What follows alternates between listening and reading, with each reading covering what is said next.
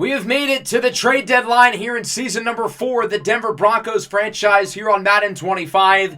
And at 6-2, you got to imagine the Broncos are going to look to make some kind of move, bolster this roster, head into a matchup at Ford Field against my beloved Detroit Lions, who sit at 4-3 on the season.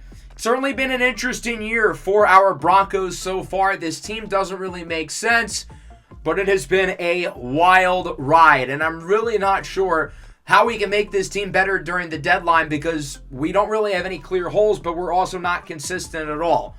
We went 2-0 last time around. We beat the Steelers with a late game-winning touchdown by Tez Johnson.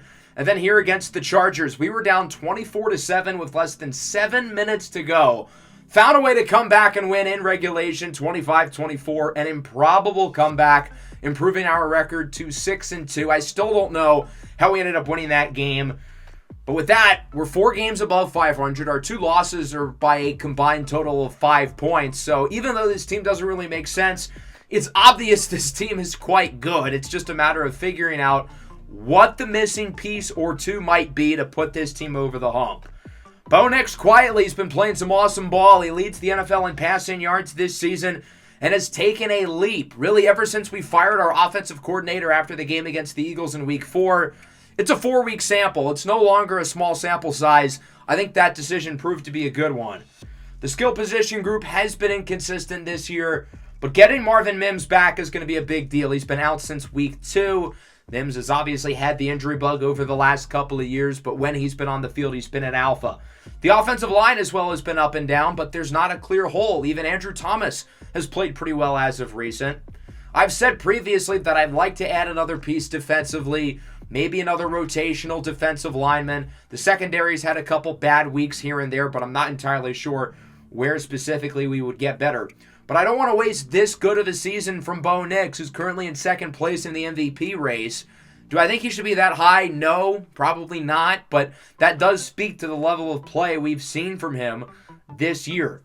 So without a clear and obvious position of need for us, I figured I would look at the trade block, and the first name who caught my attention is Nick Emanwari with the Bears. He doesn't really have a set position, which would make him kind of perfect for us. Former third-round pick who's had a hard time finding the field in Chicago. They have some other good safeties ahead of him, but it looks like the price is going to be way too big. For a guy who was drafted only in the 3rd round and hasn't really gotten much better, that seems unreasonable. Christian McCaffrey is a guy I've had my eyes on. He's obviously gotten worse, but I figured maybe for a 5th or 6th round pick it will be worth it, and I could see the Niners willing to trade him. However, Kyle Monangai just got injured, and he's going to be out for 7 weeks. They're going to need McCaffrey to carry the load until he's back.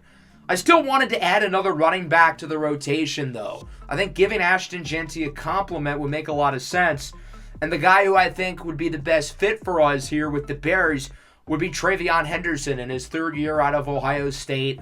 He's a 3-down back who can catch the ball. He's got a second gear to him that not even Ashton Jeanty has after the first level in open space.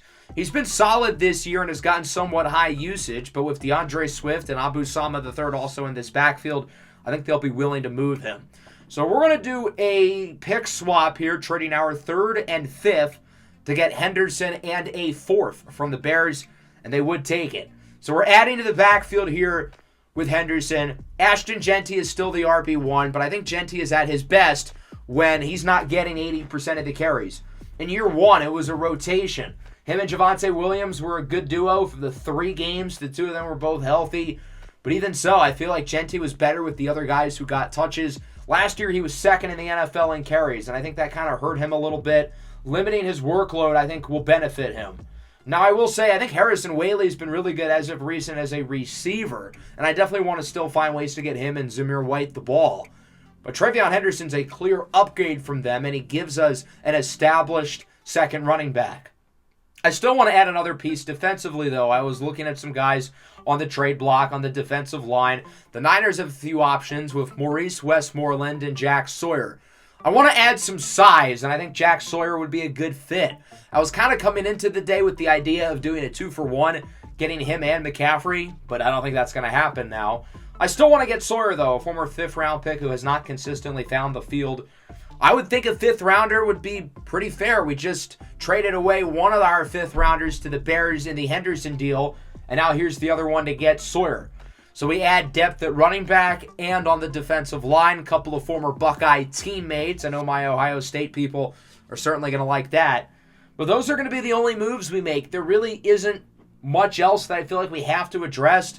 Mikhail Cabarro will be cut from the practice squad, and we're actually going to sign DJ Giddens from the practice squad with the idea of trading him. Now, since another team could have claimed him off our practice squad, we're going to get pretty much nothing in return. It's a swap of 6 rounders here with the Steelers. Najee Harris got injured against us a couple of weeks ago, and Montrell Johnson is the only healthy running back right now for Pittsburgh. So view this as kind of a swap best scenario. We'll end up with the better of these 2 6th rounders, but really it's no value being swapped. I figured that's a good fit, though, for Giddens with the Steelers, even though he is a Kansas State guy, which I don't love. LJ Martin, who we drafted in the 5th round, will go to the practice squad, as will undrafted rookie Boubacar Traore. So that's it for us here in the deadline. I looked at some potential bigger moves, but there just wasn't the right one for us.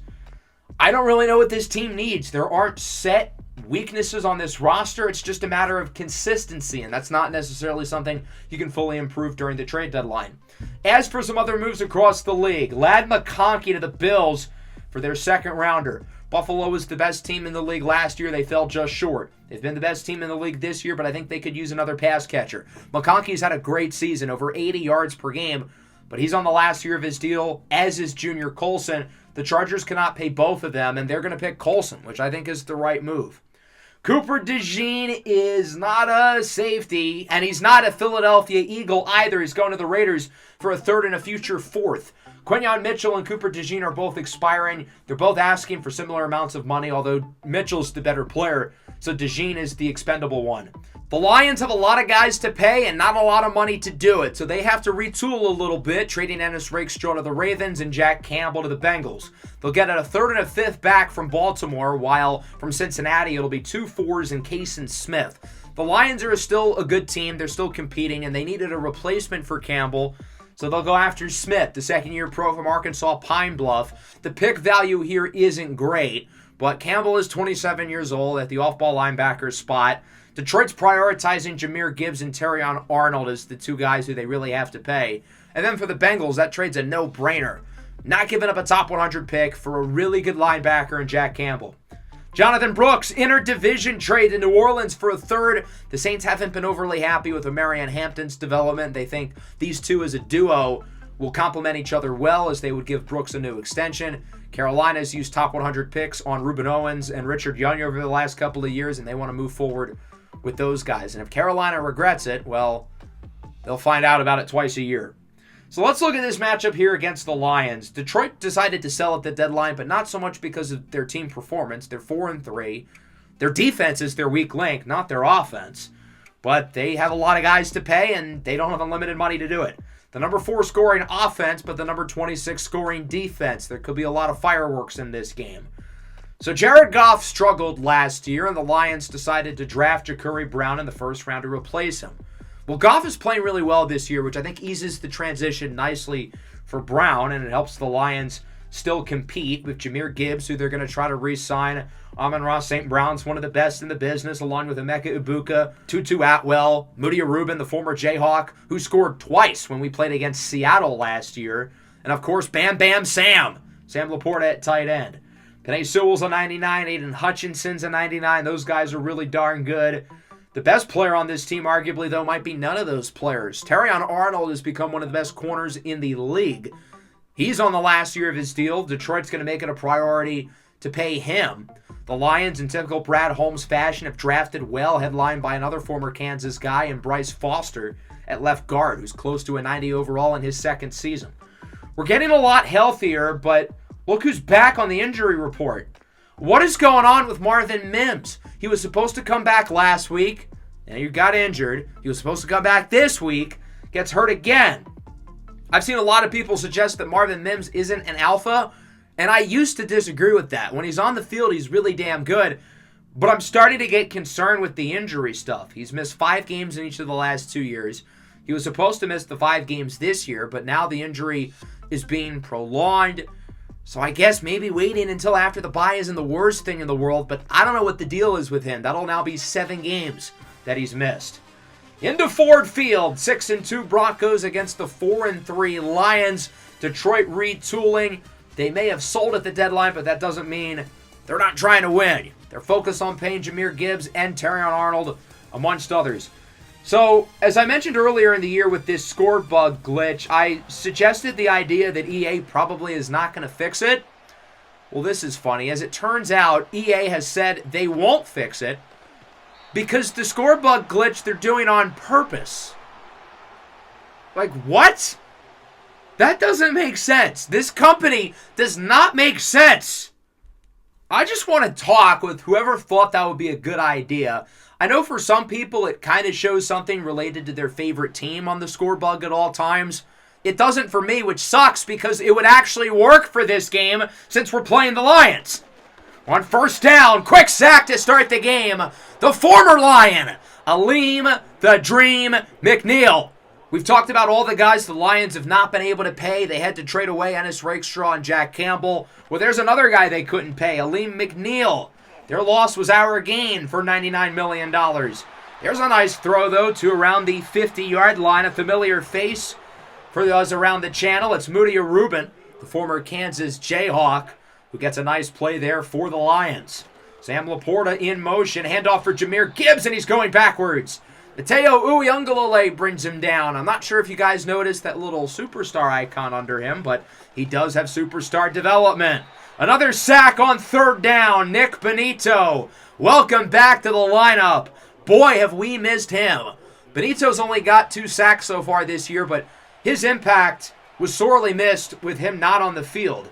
Here's Travion Henderson, his first carry as a Bronco. Solid gain of around 8. Henderson back in Big Ten country. He's used to this area.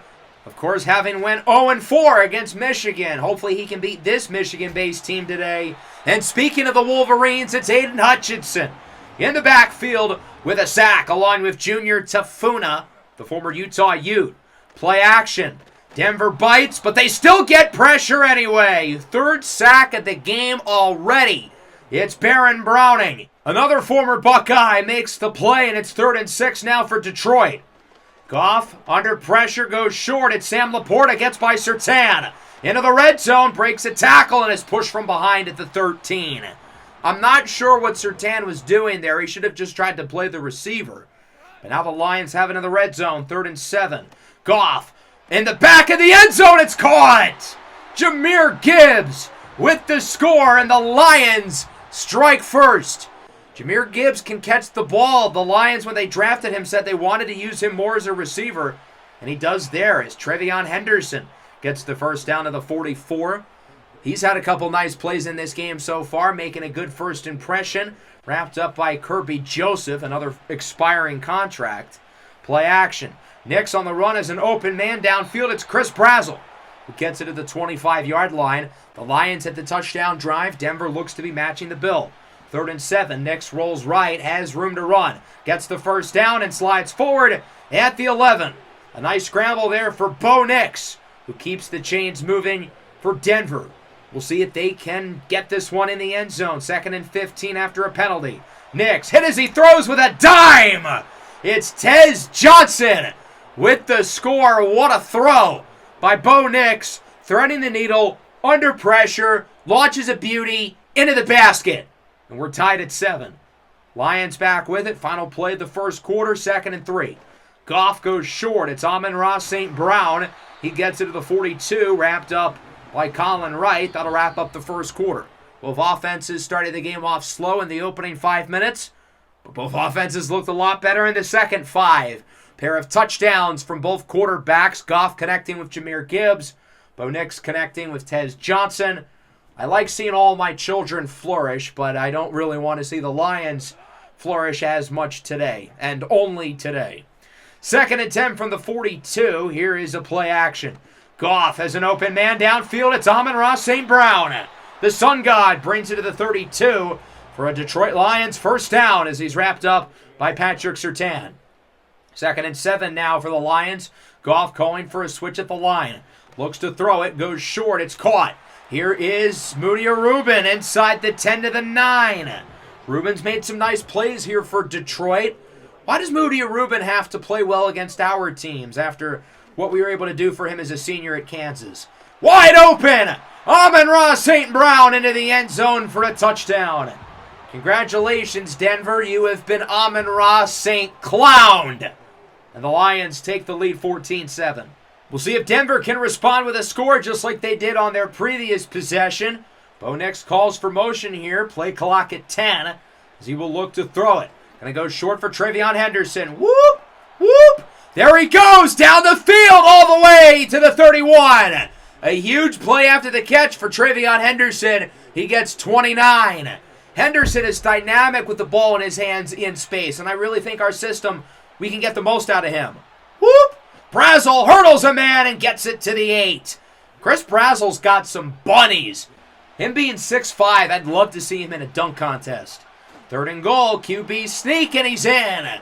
This has quickly turned into an offensive bloodbath.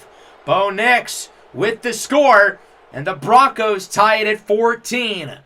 Lions with it back, under 4 to go in the first half. Delayed handoff on 3rd and 1. Denver was expecting pass. The Lions are able to confuse them as Jahmyr Gibbs gets the first down.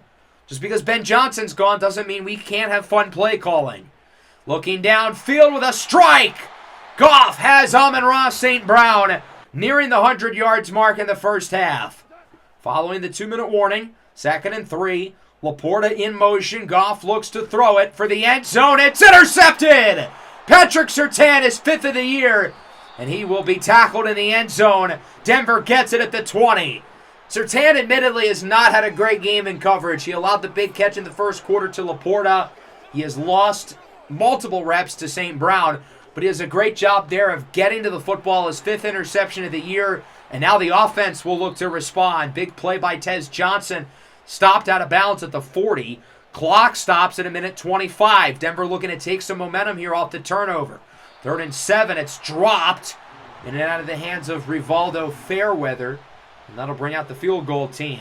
54-yarder for Big Nuts. Will Lutz sinks it home, and the Broncos take their first lead of the game, 17-14. The Lions coming off a red zone turnover, looking to get some points, maybe regain the lead. They've still got a minute, along with all 3 timeouts. Jared Goff nearly intercepted again. Drew Sanders had it right in his mitts. Got to come down with that. There's no excuse. The Lions will get a first down couple plays later at the 37.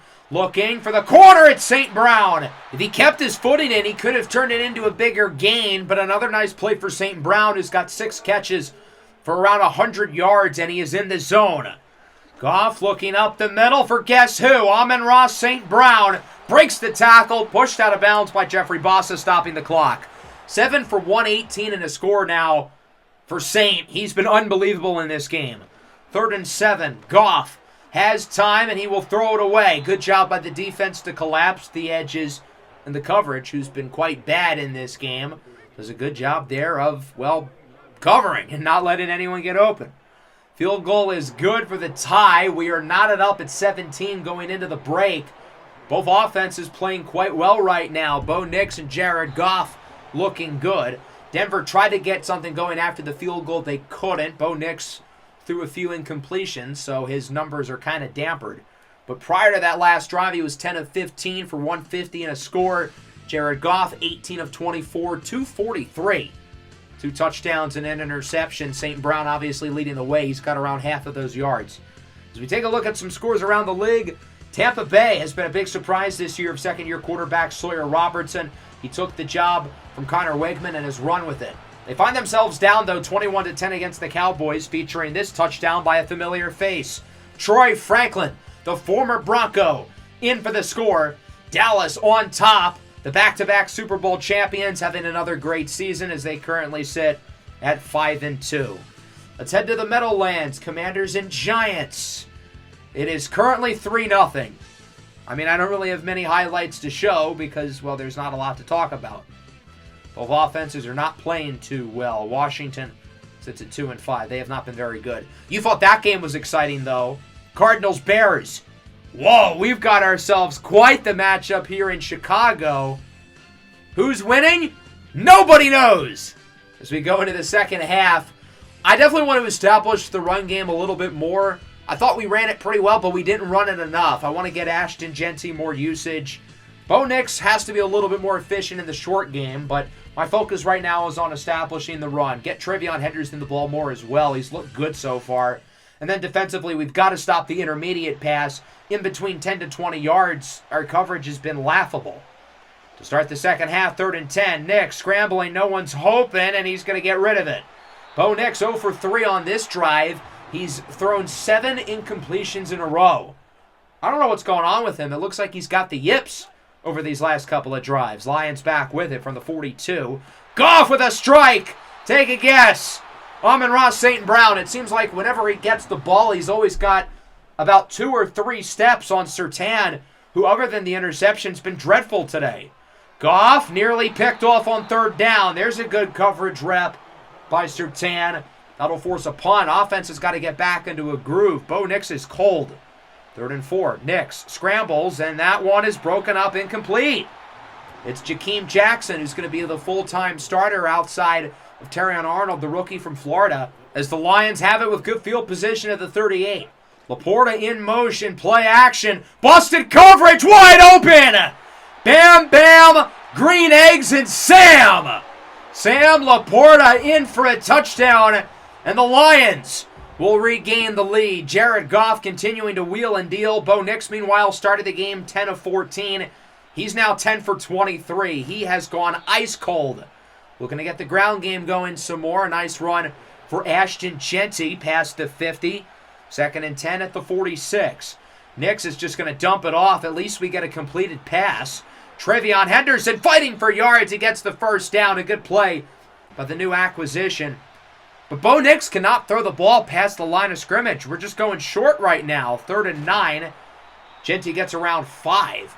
The play calling's gotten super conservative because we're not getting anything going through the air. The receivers are not getting open. The pass blocking's been bad, and Bo Nix has just looked off.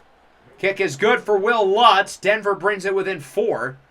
24-20. Lions back with it at the 25. Goff has an open man on the wheel route. It's Jahmyr Gibbs. We've got to cover these guys. The pass coverage has been abysmal. Nearly 350 yards now for Goff.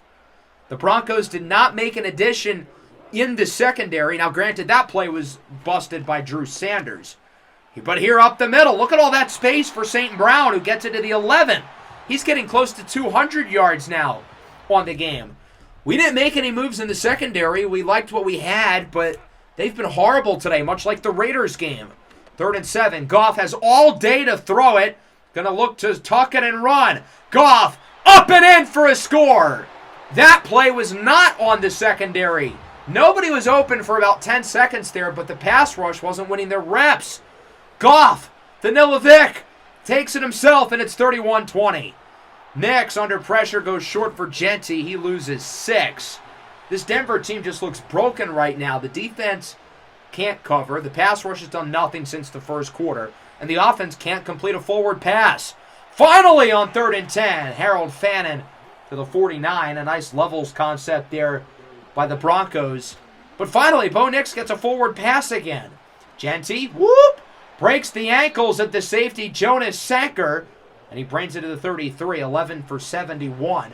Jeanty's been excellent in the second half. We're giving him the ball more, and he's delivering. Why stop now? But he takes a shot on 2nd and 16. Nice play there by Detroit. That'll wrap up the third. 31-20 lead for the Lions. A disastrous quarter on both sides of the ball for Denver. Now, I will say we did score on the first offensive drive. We're still in the middle of the second one. But Bo Nix has just looked off for the last 15 minutes. He doesn't look like himself. 3rd and 18. Nix scrambles around, hoping someone gets open deep. He's just going to go short here for Jeanty. Didn't want to force anything, but it's only a gain of 5. Jonas Sanker brings him down. Former day 3 pick out of the University of Virginia. 54-yarder for Lutz is good, so it is a one-score game, if nothing else. Defense has got to wake up and get a stop. 2 drives here in the second half, 2 touchdowns for the Lions. Jared Goff has been unbelievable. He has a passing and rushing score since the break. He's on 1st down up the middle. That one is hauled in. A nice grab by Tutu Atwell. It seems like everything in the passing game for the Lions is going either directly in between the hashes through the middle of the field or outside the numbers. It's been an inside-outside approach. There you go. Right to the sideline. Bad throw, but Laporta still comes down with it. Denver's got to recognize this and find a way to adjust. The Lions are only looking at certain areas of the field, but it's still working. RPO, big hit. St. Brown's 10th catch of the game is a loss of 2. Surtain delivers 5 big booms. 2nd and 12. We'll see if Denver can gain some momentum off of the big hit. Goff looks to throw it under pressure. He is sacked. Mykel Williams, his 7th of the year, that leads the team. Huge sack there for Denver because now the Lions are pitted back with a 3rd and 23. Let's just play cover 4. Let's get everybody deep. Not let them burn us over the top. But look at this. Wide open. Amon-Ra St. Brown cannot be stopped. We knew they were going to look deep. It's not like St. Brown is much of a vertical threat to begin with. But Javon McIntyre, the safety, got burnt. It's a 15-point lead now. 6.5 minutes to play. Denver's got to move fast as Harold Fannin gets the first down, already going no huddle. 2nd and 3. There's a nice throw. It's Ryan Williams, the rookie. He's been quiet today. 1-0, tracked down by another 0. Terrion Arnold, but not before getting it to the 6. Bose looked a lot better on this drive. He looks more like his regular self. 3rd and goal, under pressure. It is he throws by Aiden Hutchinson, and it's incomplete. 4th and goal, obviously we got to go for it here at this stage of the game, down by 15. Henderson in the backfield. Nix looks to throw it, looks for his new acquisition, but it's incomplete. He tried to slip it there into tight coverage, but the Lions get the stop. They'll get it back on offense at the 6. Under 5 to go. St. Brown well over 200 yards. Play action under pressure. Fumble! Pick up the ball! Pick up the ball! It's Sanders! Scoop and score! Ball don't lie! Denver might be back in it! At first I assumed it was just going to be a safety by Bossa, but yeah, that's a fumble all right. Nobody picked up the ball, but here's Drew Sanders jogging in all lackadaisical. And he's there with the scoop and score. A timely turnover from Bossa and Sanders. The lead is within 1 score. We now can see the light at the end of the tunnel, but we've got to get a stop. We've got to make our tackles. Jahmyr Gibbs just launched Jeffrey Bossa to the ground. A rare miss by arguably the league's best tackler. Lions are in full chew clock mode as it's back to Gibbs. Up the middle. Another good run. Did you guys see who was in at quarterback, though?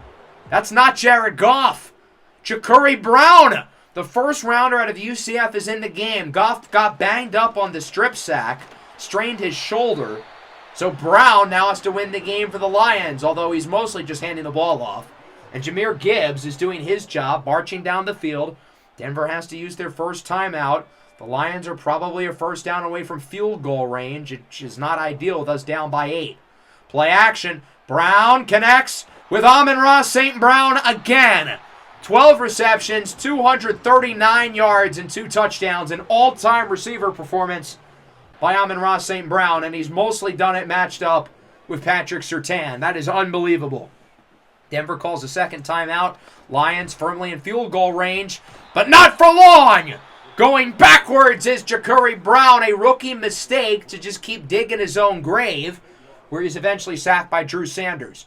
3rd and final timeout used by Denver. 3rd and 20. Another sack would be big, but the Lions wisely are just going to run the ball. It is Aleem McNeil who brings down Gibbs, and that sends us to a huge field goal here. From the 31, Lions using all the time they need, looking to make it a 2-score game. Kick is up. It is right down the middle. 41-30, and now Denver needs a touchdown, an onside kick, and another score. And we're also going to need a 2-point conversion at some point. 4th and 5 for the game. Nix lobs it up, and it is caught! Harold Fannin! What a catch! I don't know if it's going to matter, but holy hell! As Bo Nix clocks it under 10 seconds. 3rd and 15 now with 1 second to go. We're not in Hail Mary formation. We might try some hook and ladder, pitchy woo-woo stuff, but the pass is incomplete for Brazel. Not that it really matters. The Lions win it at home 41-30 against the now 6-3 Denver Broncos. This team confuses me so much. And I think the problem is that we just don't really have an identity. The offense is good, but they're not consistent enough. The defense is good, but they're also not consistent enough. And both of those things showed in this game. As I kind of talked about in the Raiders game a few episodes ago, it seems like our defense has like 13, 14 really good performances in the year. But the games where the defense plays bad, they play horribly. And today they were pretty horrible. On offense, we scored 30. We moved the ball. But Bo Nix in the third quarter looked like he had never played football in his entire life. He had the yips. I don't know what the deal was. Jared Goff was terrific, 466, 4 scores through the air, another through the ground. And in the case of Bo Nix, his receivers didn't do a great job of getting open. The offensive line had him under pressure. But now that Bo Nix has gotten better and he's in the MVP race, we got to hold him to a higher standard. And the fact of the matter is, he played a bad game today. He had some good moments. He was good in the first 15 minutes. Wasn't that bad in the fourth. But for an MVP candidate, you got to play better. He was not good enough. Not even close. Both teams ran it well. Genty had a nice afternoon. Gibbs with some big plays in the air, as did Trevion Henderson. 12 for 239 and 2 scores for Amon-Ra St. Brown, one of the best receivers in the league. Certainly looked like it, mostly against Patrick Surtain, who had the worst game of his career. 8 for over 110 and a score for Laporta. I would say our best receiver was Trevion Henderson. He was very impressive in space. And then defensively, I know Surtain had the pick, but my God, he was bad. Surtain's had a really good year. He's locked up some great receivers, but this is now twice. First Devontae Smith with the Raiders, now St. Brown, where he's been exposed. We had 5 sacks in this game, but we didn't send enough consistent pressure throughout. Now, the one good thing I can say about this game is that there's no new injuries. And with the bye week coming up, Marvin Mims hopefully will be healthy. I mean, now with him, I'm not really sure at this point, but you would think he'll be back. Here's a look at some scores across the rest of the NFL. The Cardinals and Bears, believe it or not, actually did play. Arizona won 28-23. The Raiders beat New England. So that means the Raiders are now in first place of the division. We dropped from 2nd seed all the way to the number 6 seed. Players of the week, Jared Goff, obviously, along with Joe Burrow, Dre Greenlaw, and Drew Sanders. Okay, well, at least we won something this week. It is worth noting that Bo Nix is still in 2nd place for the MVP. So before everyone says we need to bench him or trade him, even though the trade deadline has already passed, there's still that. Again, I don't think he should be that high. I think he's probably belonging towards the back end of the top 10, but he still belongs in the race. That brings us to the bye week. Normally, I would skip through the bye week today, but I think we're going to wait until the next episode because this feels like a very pivotal bye week for us, and I think it comes at a good time.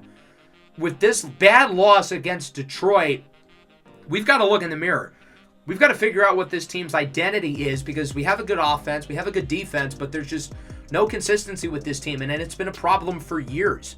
The thing with this team is that we've been so streaky, and come playoff time, how can you trust a team without an identity against the Buffaloes and the Kansas Cities and the Cincinnatis of the world in the AFC? So we've got a lot to figure out. We've got a really hard schedule upcoming. Bengals and Raiders up next, 2 of the best teams in the AFC. So we're going to be tested, and we'll see if this team is legit or if we're just a mediocre team in this AFC conference. Hope everyone enjoyed the episode. Let me know what you thought at the trade deadline down below in the comments. Make sure to leave a like and subscribe to the channel if you are new. Broncos country. In this case, let's cry.